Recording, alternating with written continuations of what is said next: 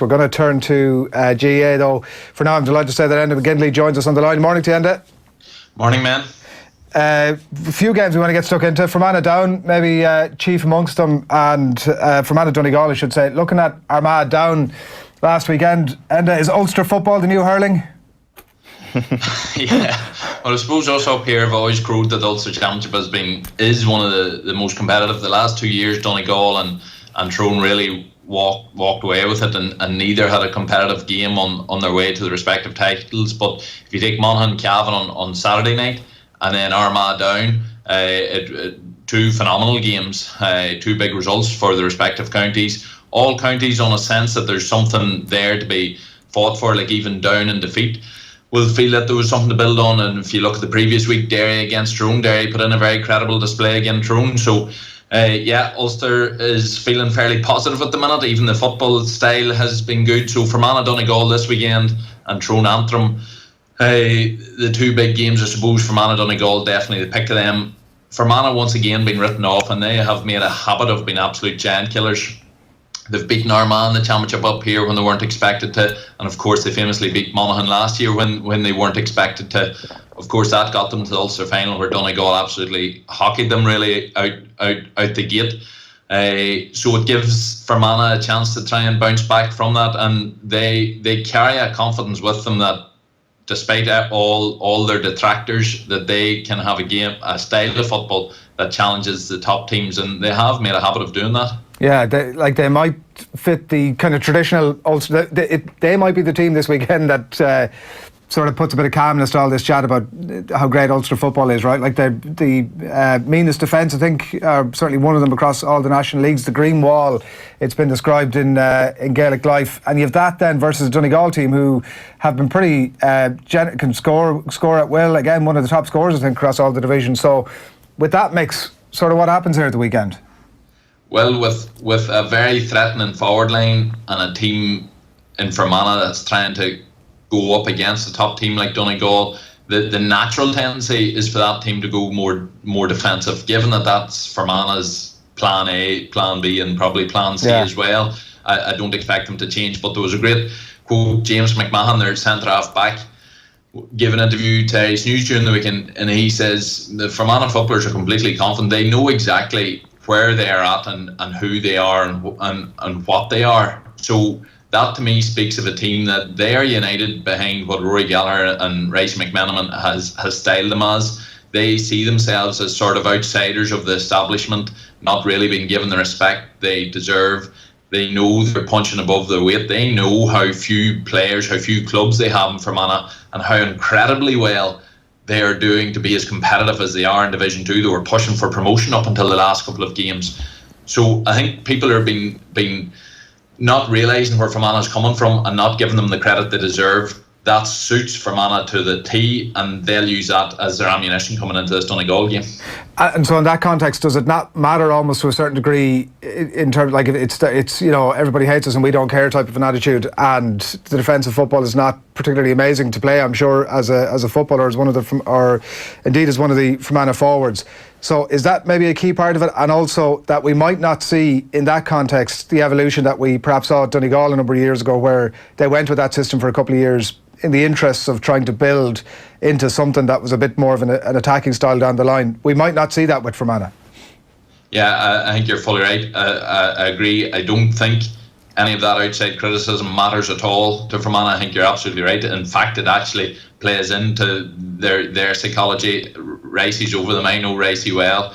Ricey never really cared what too many people thought of him, to be fair. And he was all the stronger for it. So Fermanagh will be like that.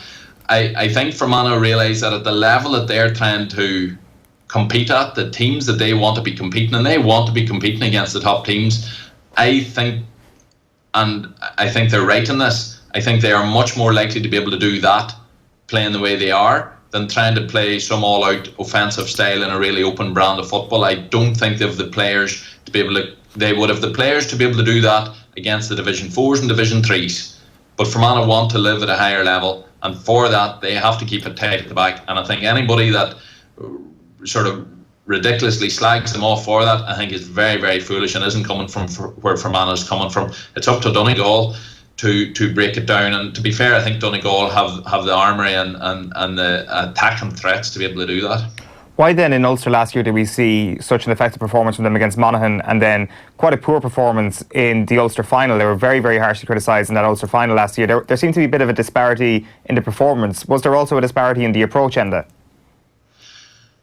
I think Fermanagh, having beat Monaghan, they got huge slaps in the back. They got a huge well of positivity behind them. And again, I'm not sure that suits their psyche. I think they prefer coming in as underdogs. They were coming in against Donegal, and Donegal got the 2 early goals in that game. The one thing you can't do as a defensive team is to suffer early goals, because then you have to start trying to come out a wee bit at the game, and then that just opens up your defence even more. So it would, the critical thing about that game was that it went wrong early days for Fermanagh, and when that happened, then they were really out the gate. The other thing was they were playing on a big stage. It was a great summer's day in Clonus, and it is more difficult, as we have seen through all the other teams that have employed it. It is more difficult to employ the defensive strategies on the big summer days on the really big pitches. Saturday's or Sunday's game in Brewster Park isn't that one. So I think it'll suit them okay. Yeah, I think they might have got nervous in front of Varley and Foster there last year. That was probably the big factor in that performance. Like looking at looking at a team coming in under the radar, I think it's fair to say Donegal are doing the same. They would be delighted with the fact that they got to spend this spring in Division 2. They finished the league campaign really strongly. Namely, Michael Murphy looked to be back to his best almost at the end of the league campaign. In terms of what you've seen, I know we only got a few glimpses of them on television. Has the Stephen Rochford effect given them something new and a new impetus this year? Yeah, that's the big question, and I suppose Donegal's last really big meaningful game in reality was actually the Tyrone defeat up in Ballybofey, which would have really hurt them. And they have went away. They've had the privacy of Division 2 that Division 2 affords them to sort of rebuild. They were shorn of some of their star names during the National League, but that allowed the younger players at a level that they were able to play at to be able to play, get lots of experience, and I think Donegal is coming in pretty good shape. Paddy McBrearty will be coming back. This will get him his game time. Donegal will be expecting to beat Fermanagh. I think they'll know it'll be pretty sticky. They'll know it'll probably not be very attractive, but they're expecting to beat Fermanagh, and then sets up the big semi-final potentially with Tyrone. Probably the key thing with Rochford, and whether it was Rochford or whether it was Bonner was intending to do it anyway, Michael Murphy is playing more up the pitch than we have seen him in previous years. I think everybody involved in GA wants that to happen. They want to see Michael Murphy to cut loose a wee bit more. He played really well in some of the games during the National League. Yes, he's a leader. Yes, he's an exceptionally calm presence on the pitch, and he does so much work for them. But Donegal and the rest of the country are better whenever Michael Murphy is cutting loose in terms of a forward role. And I think Rochford, whether it's Rochford's direct effect or not, but they do appear to be a wee bit more attacking this year. Obviously we've seen these two play already this year. Fermanagh had 5 points down in the league, come back to win it by 3. Yeah. Horrible game in a lot of ways, a lot of niggle about it, a lot of needle in it. Are we expecting much of the same, or, I mean, generally we try to see teams develop a little bit during the league, and we might see something slightly different from them in the Championship, but what are we expecting in terms of that game? Because everybody's talking about this as well, Donegal are going to win it, but most recent evidence is on Fermanagh's side. Well, that's it. Any game like this with Fermanagh against the top dogs, you always go with the top dogs, and that's the same for Sunday. The National League game, again, we're expecting Donegal to come through that. And Fermanagh went up there and produced a big performance and got a win that nobody was expecting. You can look at it that maybe will have alerted Donegal, and that win then will have actually come against Fermanagh's want to be in the long grass, so to speak. It was funny, I work alongside the Fermanagh team doctor, and after that National League game he came in, he was just glowing, and he says, it was just a lovely niggly game. and he was loving that fact. So I think again, Fermanagh won't shy away from that end of it. They will not want this to be an open exhibition of football, because Donegal have some serious young talent that would just relish in that atmosphere. They will make it the opposite. That's not to say there'll be anything ridiculous going on, but Donegal will be in for a very, very hard day's work. Any score will be very hard gained. Michael Murphy's going to be well tailed. Conor McManus got tailed last year brilliantly. Michael Murphy's going to get the same this year. So it'll be a while for Donegal to sort of eke out a lead, which I eventually expect them to. But I wouldn't write Fermanagh off simply because they've been written off too many times before, and they have come up with the goods. Yeah, but you are going for Donegal. I am. Yeah, all right. Brewster Park on Sunday at 2 o'clock for Fermanagh. Donegal. There's no point in discussing the Tyrone Antrim game, with all due respect to Antrim, in any great detail, but one interesting thing that I looked at in terms of your own night of Tyrone and over the last couple of days, Lee Brennan, the latest player to walk there. Obviously there's some suggestions that it's a lack of game time, the rationale behind that. Obviously we've seen Ronan O'Neill leaving, Mark Bradley is gone. From Mickey's point of view, losing one, obviously careless, losing three, exceptionally bad luck. What are your thoughts on it? Yeah, it's not ideal at all. But ironically, because of the change in play that Mickey has sort of embarked on this year, or has fully embraced this year, them losses aren't as much talked about within Tyrone as in other years. One of the huge criticisms that Mickey's critics would have up here, and he has plenty of them within his own county, that every now and then start chipping away.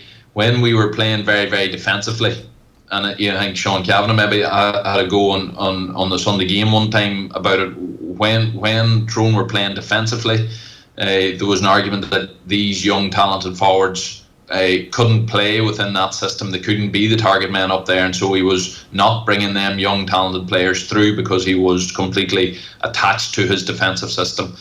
If Tyrone was still playing a defensive system and you seen a forward like Lee Brennan and you seen Ronan O'Neill walk away, the critics would have all been saying, that just shows again that these young talented forwards have no place in this completely defensive Tyrone setup. Because Tyrone actually at the minute are playing an attacking style that many in the county are very excited upon, that is getting positive reviews and getting good results. Suddenly the walking away of these players, there has been a shrug in shoulders in some by many, saying, well, look, we're playing big ball into big men, and if they're not good enough to be in rounded, well then we're no major loss, we're going well at the minute. As always, the reality is probably somewhere in between them two things. I think any team needs to have a varied arsenal, be it on the bench or on the team. You need a different style of player for different games. Going in, looking forward, if Tyrone do progress, which you expect them to, into the Super 8s, you're going to need some sort of different game changers coming in. Conor McAlliskey has come back from his ACL. He looks as if he's in fine fettle. I presume he's going to get game time again, Antrim. But an injury here, an injury there, and then suddenly where are you? Them players that we've lost were sort of key players coming in and around the setup. So Mickey will be annoyed that they've went, but it is difficult. The modern county player, the level that they have to put in, and the lack of game time, it's about the only sport in the world that for 16, 17, 18 players on that county squad, they are top players in their sport. They train so much, and yet they never get games, be it with the club or county, and so I can understand any player walking away, but Lee Brennan walking away has not made Tyrone stronger, definitely. The style of play they're playing at the minute, they'll probably cope okay, but make no bones about it, Lee Brennan would have been a useful introduction at some stage in this championship. Yeah, for sure. Like you spoke about Donegal and their performance at Ballybofey against Tyrone last year. The reason why Donegal got knocked out of the championship last summer was essentially because of Tyrone's depth. It was their subs that came off the bench and saw them over the line that day in Ballybofey for that brilliant win. And you also, like, without that depth, even just on a singular focus on the tactics for a moment, is it really so dependent on someone like Cathal McShane inside there, big man to catch the ball, for this to happen? Could none of these forwards who've walked away been able to contribute in that department? Well, I think they don't have Cathal McShane's skill sets, but at the same stage Cathal doesn't have their skill sets either. Cathal has been playing phenomenally well, but his return rate or his shot accuracy and ratio is sometimes not as good as some of them other players who are more out and out finishers. Now at the minute the game is about the ball winning inside man, and Cathal McShane has essentially transformed. His form has allowed Tyrone to transform into this attacking outfit that they are at the minute.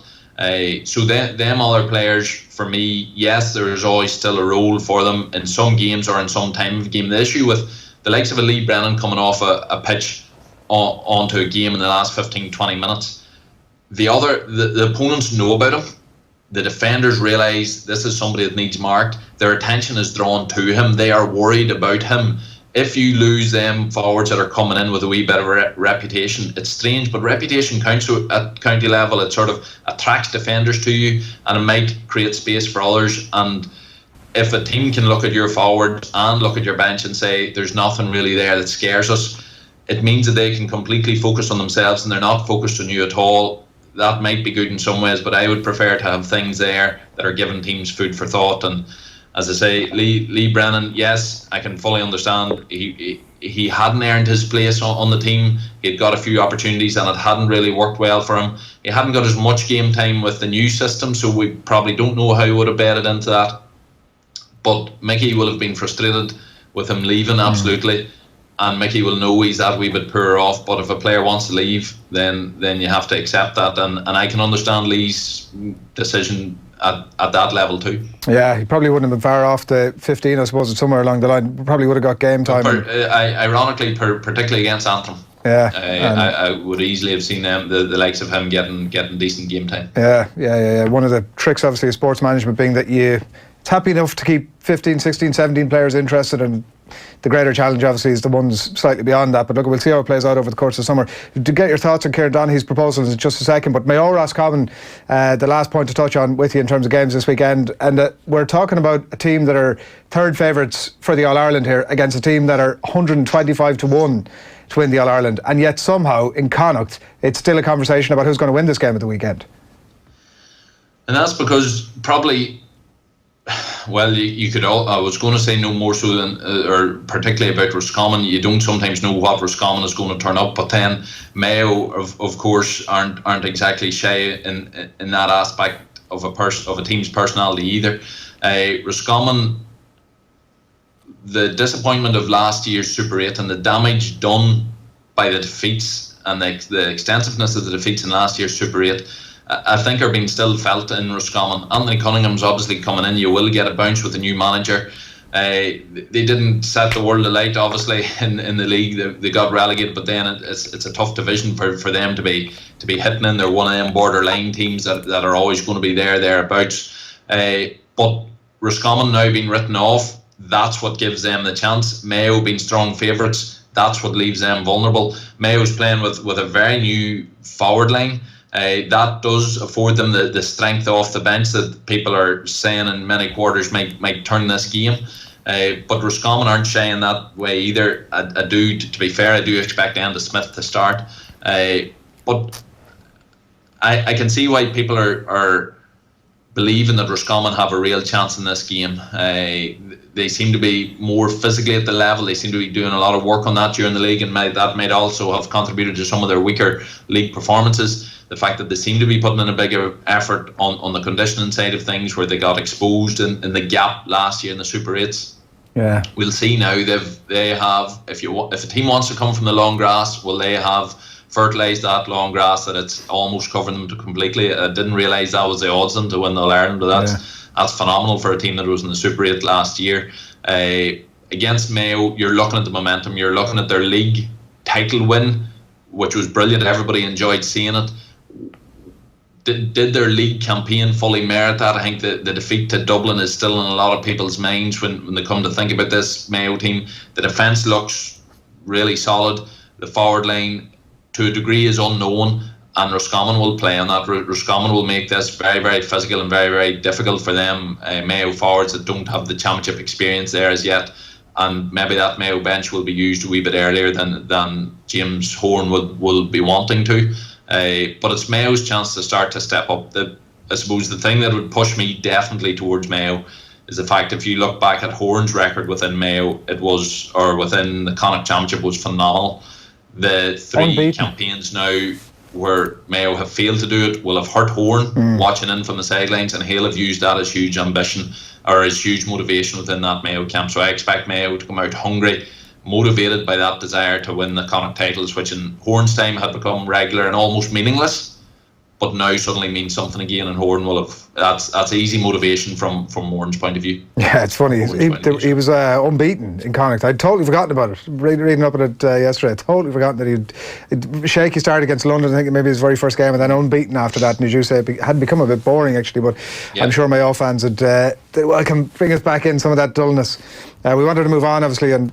Yeah, like I want to talk about Kieran Donaghy's championship proposal, and which he spoke about here on the show on Wednesday morning. Basically, he wants provincial championships brought back to February and March, played off in round-robin format, so you're protecting the provinces and those trophies. Then the championship starts proper in the middle or to the end of May, most likely the end of May, where you've got 2 groups of 8 in a Tier 1 championship and 2 groups of 8 in a Tier 2 championship. Everybody plays their 7 opponents in the group, and then the top 2 from each group go through to the All-Ireland semi-finals, and then the bottom in each group in Tier 1 gets relegated, and the finalists in Tier 2 get promoted. That's the long and short of it, Enda. What do you think? There's much, I suppose. There will be people that are in 2 complete different sides here, and one of them, which is my side, which is what Kieran has sort of advocated, is going to a more a tiered system first of all, and then a league-based system leading in directly into the championship. That for me will produce the best football for the summer.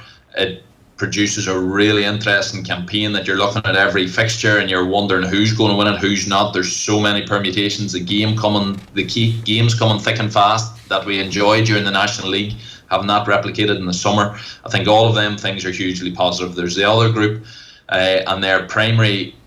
There'll be 2 issues. One is the tiered thing. There'll be the group completely against the tiered setup.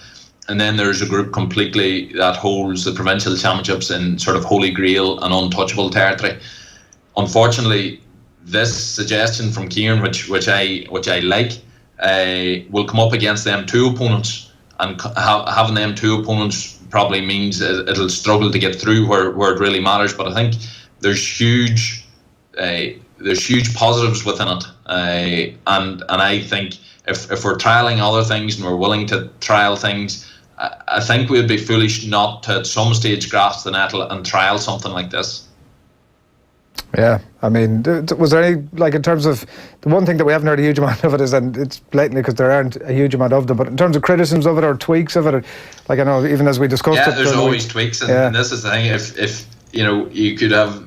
You'll have many nights of pub competition. Whenever I was listening to the show and listening to Kieran's proposals, a few things for me were that the New York thing was mentioned, but it was very much about, well, they're still in the Connacht Championship, but we can't quite have the cake and eat it. And again, I'd be trying to sell this proposal, but you can't quite sell New York. Well, you're still in the Connacht Championship. If we're playing the Connacht Championships or the provincial championships in February and March, they're essentially taking the place of the Dr. McKenna Cups and the FBD leagues. We're very, very much diminishing them as the main GAA's competition. So yes, they might have the title of the provincial championship, but playing them there 2 months separate, like not just 1 month, but 2 months separate from the main summer's Gaelic competition, and saying New York, you can play in that pre-season competition, but you're not in any of our main competitions. So you're either putting New York out of it. I think that's a token gesture which won't go down well. For me, I would probably tweak it and maybe to give the provincial championships some sort of crumb. I would have the winner of it, that guarantees them Tier 1 in that year. So that might mean at a late stage that one of the lower teams might drop out of Tier 1. But it means that for all teams, technically, at the start of the year in January or February, all teams have the potential of going for Sam Maguire, which is something that all teams want to claim for. It might suit them other teams that they can push a wee bit harder early on, where the likes of the Kerrys or the Dublins or the Tyrones mightn't be going flat out in February and March if this big competition is coming up in the summer. And so the other counties, the likes of a Fermanagh could come through and win an Ulster. The likes of a Tipperary or a Cork could come through and win a Munster, and that would get them their Tier 1 status that year. So I think I'd probably see if that's possible in there to create more meaning for the provincial championships and give this thing that people talk about, all teams having a chance of Sam in any given year. It sort of gives that through the back door. I love that, by the way. I think that's a rock of absolute sense, isn't it? Like, it is that thing of, it was the one thing that was slightly missing. Every team starts out with the chance of getting Sam Maguire, and it's still there. Like, if you're good enough, you're going to do it. Yeah, you can target your provincial. What did the CCCC say?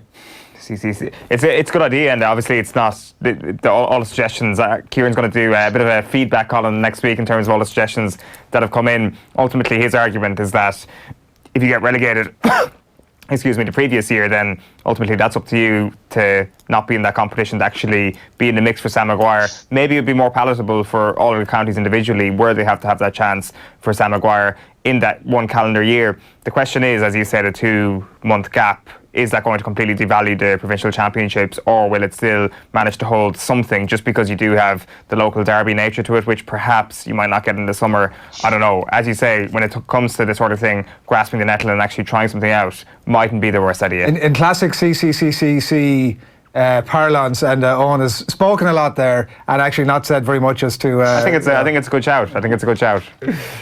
I suppose the other thing, the 2 up and the 2 down thing, or the going straight to the semi-finals, which means you're only really taking 2 out of each group. In the National League, one of the amazing things about the National League, especially with the semi-finals and final, was that when you had the top 4, every single game, almost right down to the last round, teams could go up, and teams even could end up in a relegation battle.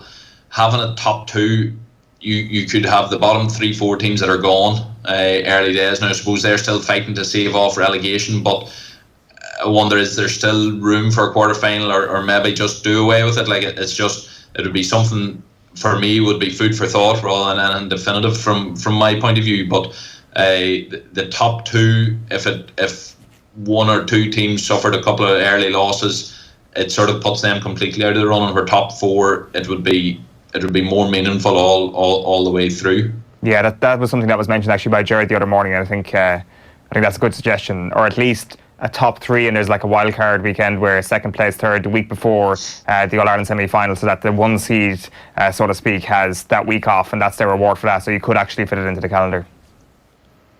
Yeah. No, I think overall it has to be thought about. I think, like, the straight knockout championship was in a way a much greater carrot, and had held much greater potential for any team that wanted to make a breakthrough. When we've moved away from that and went to the backdoor system, it was the hope that would help build the other teams, give the smaller teams more games. It really hasn't. It has just let the strong become stronger, because it has given all of them a second chance if they were caught on the hop early.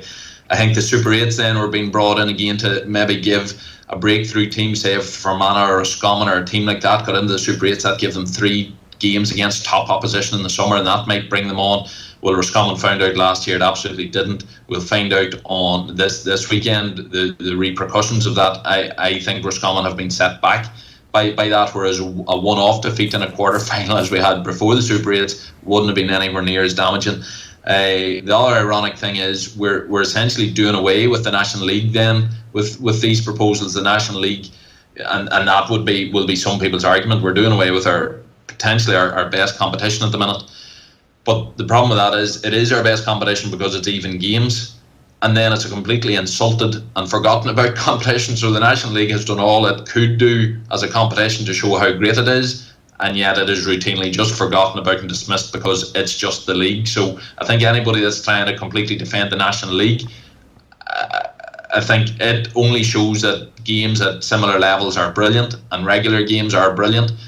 I think it's not held in massive store by players or by the country. So I think it is something it could be sacrificed. I think the provincial championships, you'll face a much greater battle to shift them out of their prime slot at the minute. Brilliant, Enda. Thanks a million.